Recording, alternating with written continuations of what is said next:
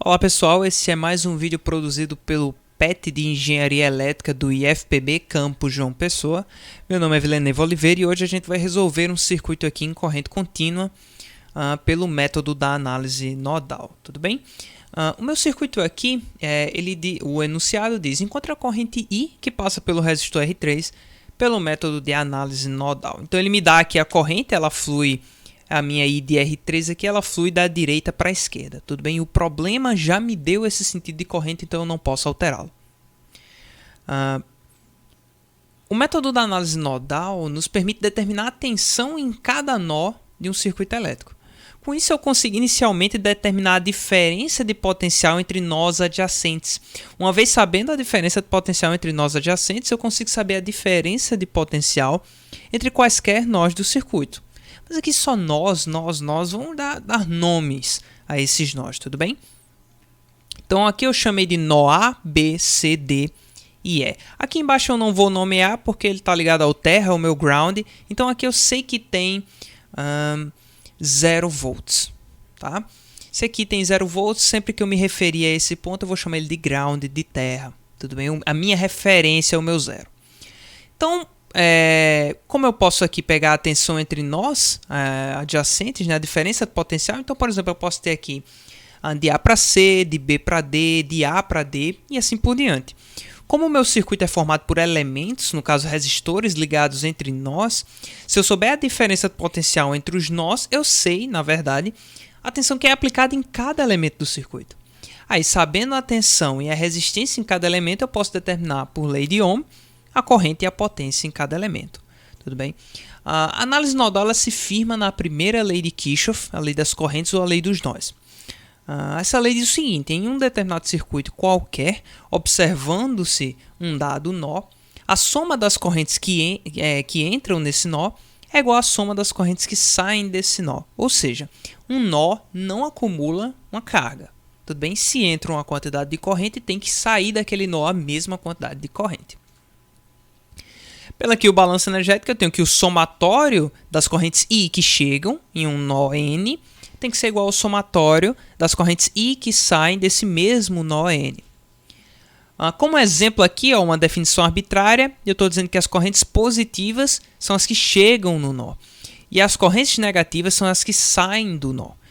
Então aqui eu tenho chegando a corrente I2 e I3, eu tenho saindo I1 e I4.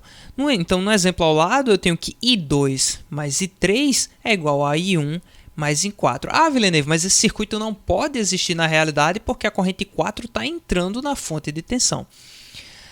Não, a corrente pode tanto entrar na fonte de tensão quanto sair da fonte de tensão. A fonte de tensão ela tem a capacidade, a fonte de tensão contínua tem a capacidade de absorver ou de fornecer corrente. A regra que deve se manter é que a tensão em cima dela se mantenha constante, que no caso é o valor Vg.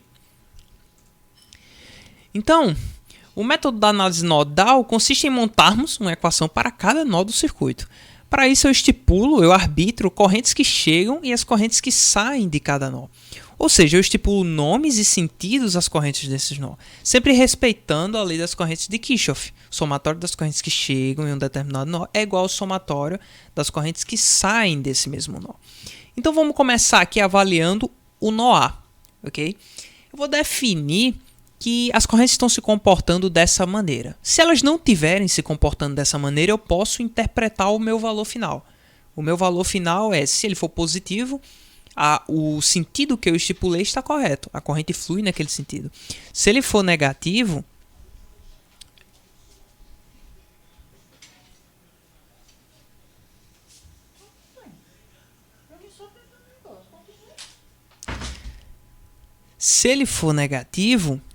o sentido que eu estipulei está simplesmente ao contrário. A corrente flui exatamente no sentido contrário ao que eu defini. Aqui, eu sei que chega uma corrente I1, obrigatoriamente, né? Essa é uma fonte de corrente contínua, então ela está fornecendo uma corrente I1 aqui. E eu disse que está saindo uma corrente por R2 e uma corrente por R1. Sendo assim, aqui no meu ponto A, quem está chegando? Está chegando a minha I1 de 1 A.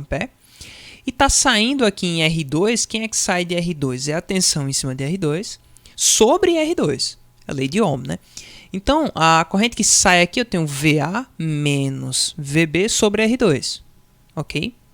mais a outra corrente que está saindo. Quem está saindo aqui? Está saindo uma corrente por R1, né? Então, eu pego VA menos VE sobre R1. Essa é a minha corrente que está saindo. Então, eu tenho a soma das correntes que chegam, que no caso é só I1, é igual à soma das correntes que saem. Para o meu ponto B, eu defini esse sentido aqui. Eu mantive o sentido R2 aqui, ó. Eu tenho um sentido para cá, então está entrando uma corrente na minha fonte V1, entrando uma corrente em V2 e chegando uma corrente por R3, né? Porque eu deixei chegando aqui, porque é no mesmo sentido que o problema já me definiu. Isso vai me facilitar, né? Se eu tivesse definindo ela ao contrário, no final eu ia ter que interpretar o valor e dar no sentido que me foi pedido. Mas olha só, esse ponto B ele é um ponto especial. Por quê? Aqui nós temos 0 volts, ok? Se aqui nós temos 0 volts e obrigatoriamente em cima de V2 eu tenho que ter 10 volts, então obrigatoriamente a tensão nesse ponto tem que ser 10 volts. Porque VB menos 0 tem que ser V2, então VB menos 0 tem que dar 10. E o único número que menos 0 dá 10 é o próprio 10. Então a minha tensão VB eu já sei, ela é igual a 10 volts. Não preciso criar uma equação com incógnitas, eu já tenho aqui uma constante. Analisando meu ponto E agora, eu vou deixar o meu ponto C e D aqui para o final, ele é são pontos especiais. Analisando o meu ponto E aqui, eu defini um sentido de correntes, mas olha só, novamente aqui, ó. Aqui eu tenho meu V2, aqui eu tenho meu V1. Se aqui obrigatoriamente é 10 e daqui para cá eu tenho que ter obrigatoriamente 4, então aqui eu já posso assumir que é 6, porque VB menos VE tem que ser igual a 4. Se VB é 10, ok? Então o meu E aqui é 6, porque 10 menos 6 eu tenho meus 4 volts. Então aqui no meu ponto E, ó, eu descubro que o meu VE é igual a 6. Para ficar mais fácil, a gente pode olhar assim, ó. Eu tenho duas fontes de tensão em série. Ok? Então aqui para cá eu tenho 10, aqui para cá eu tenho o meu 4. Ok? Lembrando, eu estou pegando meu polo positivo, menos o negativo tem que ser a tensão da fonte. Tá? Então aqui, ó, ponto VB menos o 0 tem que ser igual a 10. O ponto VB menos o ponto VE tem que ser igual a 4. Não é o ponto VE menos o ponto VB. O ponto VE menos o ponto VB é menos 4. Tá? Agora, analisando o ponto C e D, esse ponto ele é especial. Tá? Ele é um supernó. Esses pontos eles são um supernó. É como se eles fossem um único nó. É um pouco complexo de se compreender, mas é até bem fácil de se aprender. Eu vou tratar eles como se eles fossem um único nó. Tá? Então aqui eu tenho o meu supernó. Quais são as correntes que chegam nesse meu supernó aqui? Como se ele fosse único. Chega essa, que é VE menos VC sobre R4. E chega VE menos VD sobre R6. Tá? É tratando como se eles fossem um único nó. E quem é que está saindo? Está saindo VC menos VB sobre R3. Está aqui. Está saindo VC menos 0 sobre R5. Está aqui. Está saindo VD sobre VD menos 0 sobre R7. Está aqui. Notem agora que eu tenho 4 equações, 5 variáveis. Eu não consigo resolver isso aqui, eu preciso de uma nova equação. Eu preciso ter 5 equações, 5 variáveis. E eu consigo encontrar o valor para cada uma delas. O que é que eu tenho que fazer aqui? Existe uma relação entre C e D. Entre o VC e o VD. E que relação é essa? Ora, VC menos VD é igual a 5. Né? A tensão entre VC e VD obrigatoriamente é 5. Perceba que entre esses pontos tem uma fonte de tensão. Isso faz desse ponto aqui um supernó. Mas olha só, aqui em VB, entre o ponto VB e VE, entre o ponto B e E, eu também tenho uma fonte de tensão. O que caracterizaria um supernó. Mas como eu já sei a tensão VB, eu simplesmente sei a tensão VE. Eu não preciso fazer nenhum supernó aqui. Tá? Então eu tenho a minha relação C e D aqui, e o meu supernó eu agora tenho 5 equações, 5 variáveis. Vamos simplificar essas equações agora para a gente poder começar a trabalhar com elas. Primeira coisa que eu vou fazer aqui é esse VD aqui. Ó. Vou dizer VD é igual a VC menos 5. Tá? E aqui a gente vai começar a consertar. Aqui, ó, a gente já tem VB, né? VB igual a 10. A gente já tem uma equação, não precisa mais simplificar. VE igual a 6. A gente já tem uma equação, não precisa mais simplificar. Vamos olhar essa do ponto A aqui. Então, eu tenho que 1 ampere é igual a VA menos 10 volts, né? VA menos VB, que eu já sei quem é, 10 volts, sobre R2, 20 ohms. Mais VA menos VE, então VA menos 6, que eu já tenho aqui o meu VE, 6, sobre R1, 25 ohms.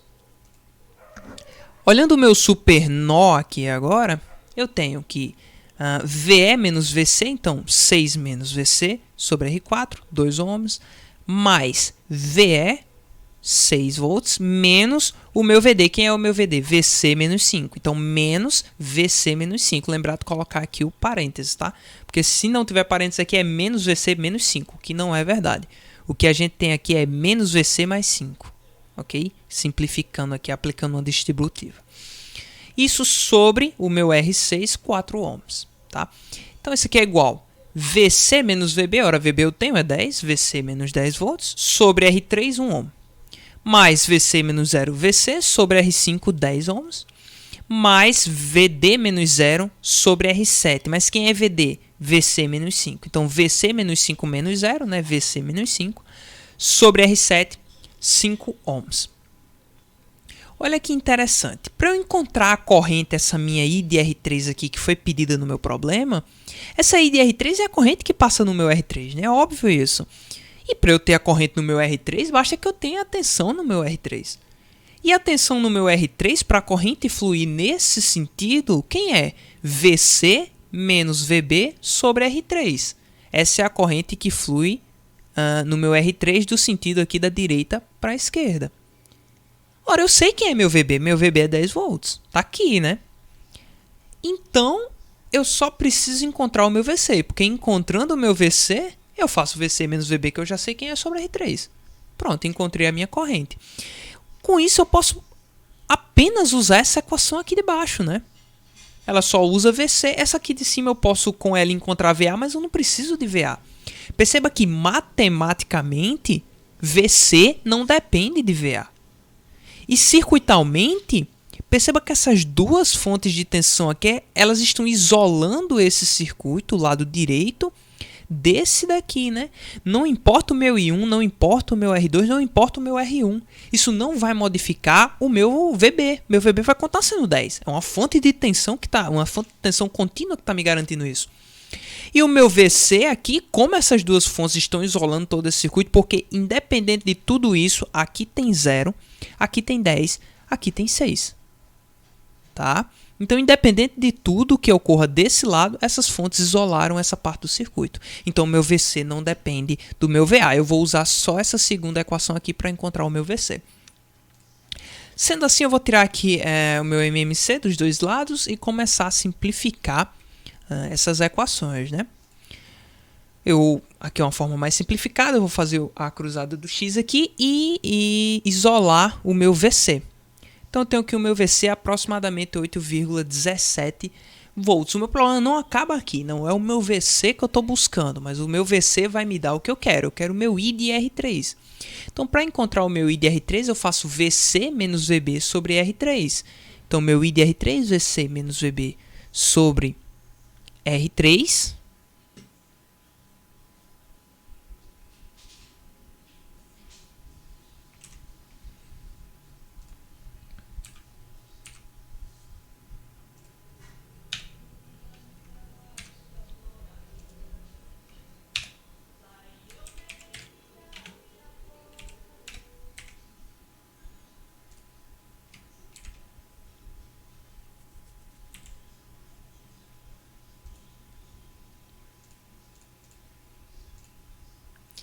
Então, aqui eu vou simplificar essa minha equação, né? Vou tirar o MMC aqui, vou simplificar esse numerador, tudo bem? Vou fazer aquela cruzada do X aqui, isolar o meu VC. Eu tenho que o meu VC é aproximadamente 8,17 volts. O meu problema não acabou aqui. O meu objetivo não era VC, o meu objetivo é a minha I de R3. Então, para obter a minha I de R3, eu faço VC menos VB sobre R3. Então, eu tenho VC menos VB sobre R3 é igual a 8,17 menos 10 sobre 1 ohm. isso é igual a menos 1,83 amperes. O meu problema acaba aqui. Mas em um momento prático, o que esse sinal de menos representa aqui no meu IDR3? Representa que a minha corrente, o sentido real dela não é esse. Ela não está fluindo da direita para a esquerda. Na verdade, ela está fluindo da esquerda para a direita. Tudo bem? Por isso que eu tenho esse meu menos 1,83 aqui. Não é esse o sentido que ela flui. Mas como o problema me atrelou a esse sentido, esse é o meu resultado final e o problema termina aqui. Tá? Então, muito obrigado. Se vocês tiverem qualquer dúvida, podem deixar aí nos comentários ou mandar um e-mail para o peteifpb@gmail.com, que qualquer um dos nossos petianos vai estar respondendo vocês, tudo bem? Espero que vocês tenham gostado. Até a próxima.